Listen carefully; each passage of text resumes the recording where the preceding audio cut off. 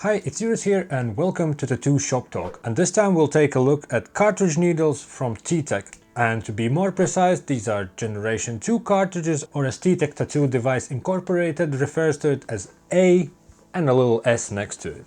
And as always, I'll go through the things I like about these cartridges, and then I'll touch on things I didn't like as much, and at the end there will be a little promotional code, so for those who want to try these second generation cartridges, there'll be a little discount if you order from T-Tech. For those who are not familiar with T-Tech cartridges, this brand was one of first, if not the first one who offered alternative option to original Cheyenne cartridges. First generation cartridges were like these white, a bit bulkier looking things, and at the time it was great alternative because when people were looking for cartridge machines, the thing what stopped them was the machine cost itself, and then cartridges were kind of very expensive, and that made many people kind of careful to get into that system. And then T-Tech offered better price and boxes that offered 20 instead of 10 cartridges from original brand. And that was around 8-ish, maybe 10 years ago. And after some time they came up with the second generation, or AS type of cartridges, and they have done a lot here. Like with all brands, when they send you this promo or sort of descriptive type of material, you always read to it and it's always like, our cartridges are made from best steel, from best plastic, they use best this, best that. But this one was actually way more technical, and the more I read into it, the more impressed I was, and they did a great job. I would say they have been listened to everything what anyone ever complained about any brand of cartridges, and improved on it and put in this one cartridge.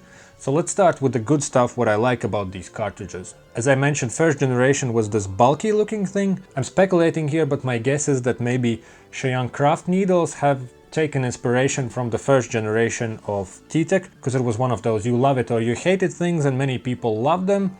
They like the bulk, they like the price. For some people it was maybe a bit too bulky, because I heard that people were cutting some angles off so they can see what's going on with the needle, so you have more sleek look to it. But that's improved on this one. So the first thing that I was paying attention to, and it's mentioned, these now have membrane.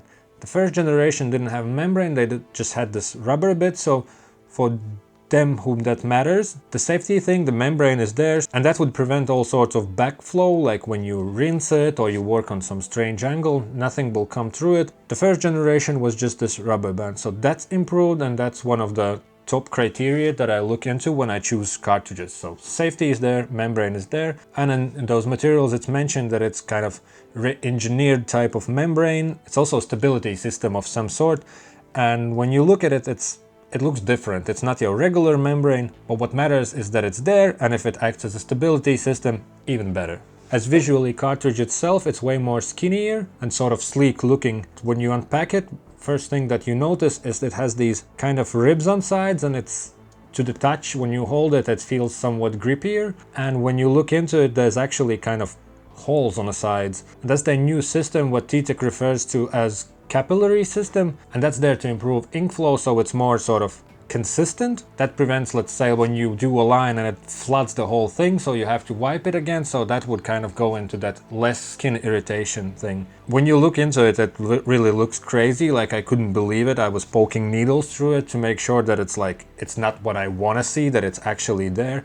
And when you work with it, ink is not coming out through the sides, but when you rinse it, you can even put a paper towel underneath it and it will absorb it and leak through those bits. But when you work with ink, ink is never coming out those things. So that's some next level science they have done here, and from that engineering standpoint, it's amazing in my mind. Cartridge itself, it's skinnier, it's also see-through. That's kind of on the visual things, you can see what's going on inside of it, and the tip of it is also kind of an improved angle. It have this slope type of a thing, so when you work with it, you can see needle very well, and you can see all what's going on with the inks and all that, and that's also a nice touch there. As for needle groupings, as a company that's experienced in this field and been around for so long, they have all the groupings necessary. They have all the liners, round shaders, magnums, rounded magnums. One thing I didn't notice that they have, that would be hollow liners, and apart from that they have all the regular sizes and groupings and shapes, and all you need for your everyday work. And as a big price per performance person, I like pricing of these, and it falls into this sweet mid-range, so they're not crazy expensive. For a company that's been around for this long, they definitely know where they stand on cartridge needle market. When you look at it, this cartridge consists of 3 pieces, and the The tip is separate, the middle part, the body and the back bit. With this part, what I like if you apply force, you can get it off, but it's not coming off easy, and that's good stuff, because in my experience I had some cartridges where you work with them, you just clean it and wipe it with like a paper towel and this bit would come off, and that's, apart from that's annoying, you can also stab yourself, because if you clean it and don't notice it and go back at it, it can be somewhat dangerous. And the back bit opens here, you have to put some pressure on it, but it's not impossible, so you can open it. Should you do it?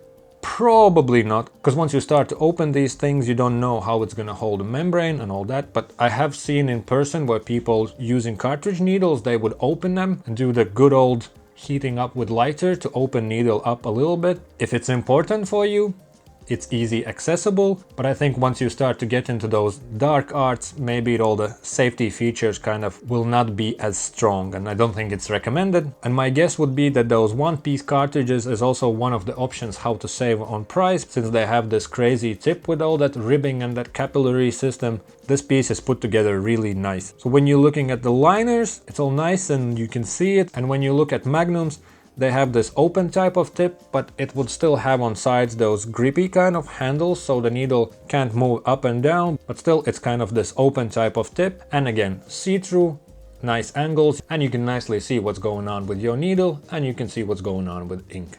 Another thing that is mentioned on the sheet, they have this stability system where the push bar or rod or whatever it's called, it's going through this square-shaped tunnel, so needle can go sideways. I don't think that matters as much on some Magnum needles, because they are flat and hold in place anyway, but it's there and it's nice. It's most likely more important for liners and round shaders, so the needle cannot go sideways, and I guess that's there for a reason, because maybe that energy can't be wasted going sideways, twisting around, so it's holding this back and forward position. And T-Tech also points out that they have this quality control where they check each cartridge individually, and that's a thing which you want to pay attention to, because some companies put it out more than others. If they say that they check each cartridge, that's a good thing to keep in mind, because maybe other companies just check a bulk or something and there's more chances of error. A little thing, important thing, and a nice thing to keep in mind. And as this previous generation, these start to move on some low voltages, so it's not that hard on your machine. And now let's get to the things that I didn't like as much. There's not many, but there are a few. First thing, and that's my kind of personal preference, but I don't like this type of packaging. I like the packaging that have these little drawer things, because that's in my opinion easier to organize. You can just stack them nicely, open, get to the cartridges you want, and push the drawer back. With these I always have that issue when you start to take them out, and then you want to get it back in, and then it always gets kind of halfway, so you have to fiddle around with it. Then you're kind of busy or lazy, and then you just drop it there, and then you take next one, and that just creates a bigger mess in your cartridge shelf. Not a huge deal, and if that's something that because of packaging they have a better price, I'll take that. And maybe I'm just a little princess who likes to complain about things like that, but that would be on the packaging side. Another thing I noticed, that liners don't have marking on cartridge itself that would state which size it is. The only number I could find was 4, and I think that's something from production. It looks like there is a bit where could be a number, so maybe we'll see that in the future. But on Magnums at the front here, it states what size it is. This one is 9 and there's a little number here. I had 7s as well, so it said 7 on that one. So that's one thing that's, again, if it's for the price reason, I can live with it. And also they don't have anything that indicates at the back bit, because some companies put these different colors at this back bit so you can see which needle is which grouping. And also it's pretty common to have those numbers on them, so you know which one is 3, which one is 5, and so on. So when you work, if you get slightly confused, you can just look at cartridge and see what grouping it is. Again, little thing, but it's there. And another thing, and I don't think it's necessarily something to do with cartridges, it's more with my setup. I have this setup with a regular Cheyenne machine, and I also have Dragonflies that are working with batteries, and they are converted to work with cartridges.